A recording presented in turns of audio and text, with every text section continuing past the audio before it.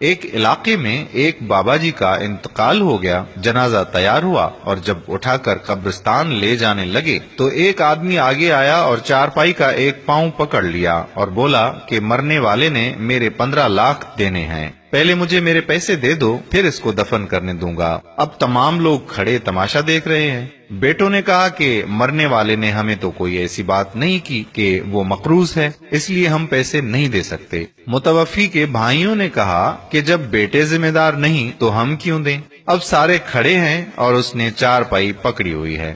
جب کافی دیر گزر گئی تو بات گھر کی عورتوں تک جا پہنچی۔ مرنے والے کی اکلوتی بیٹی نے جب بات سنی تو فوراً اپنا سارا زیور اتارا اور اپنی ساری نقد رقم جمع کر کے اس آدمی کے لیے بھجوا دی اور کہا کہ اللہ کے لیے یہ رقم اور زیور بیچ کے اس کی رقم رکھو اور میرے ابو جان کا جنازہ نہ روکو، میں مرنے سے پہلے سارا قرض ادا کر دوں گی اور باقی رقم کا جلد بندوبست کر دوں گی۔ اب وہ چارپائی پکڑنے والا شخص کھڑا ہوا اور سارے مجموعے کو مخاطب ہو کر بولا کہ اصل بات یہ ہے کہ میں نے مرنے والے سے 15 لاکھ لینا نہیں بلکہ اس کے 15 لاکھ دینے ہیں، اور اس کے کسی وارث کو میں جانتا نہ تھا تو میں نے یہ کھیل رچایا۔ اب مجھے پتا چل چکا ہے کہ اس کی وارث ایک بیٹی ہی ہے اور اس کا کوئی بیٹا یا بھائی کوئی وارث نہیں ہے، لہٰذا میں یہ رقم اس کی بیٹی کے حوالے کرنا چاہوں گا۔ اب بھائی منہ اٹھا کے اس شخص کو دیکھ رہے ہیں اور بیٹے بھی شرمندگی سے اسے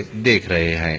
دوستو، بیٹیوں والے خوش نصیب ہیں، لہذا بیٹی کی پیدائش پر خوش ہونا چاہیے نہ کہ غمگین۔ بیٹیوں کی شریعت میں بہت زیادہ فضیلت بیان